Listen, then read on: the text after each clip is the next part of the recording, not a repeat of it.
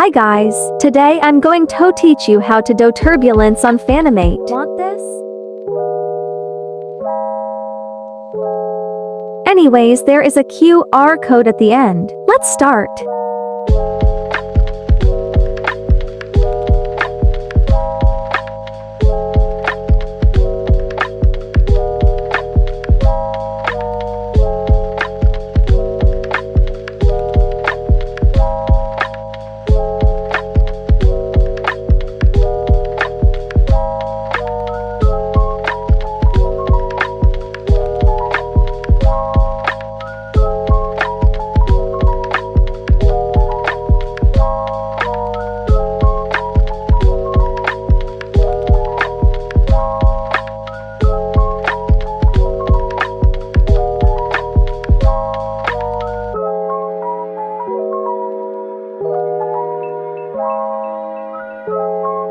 Here's the QR code.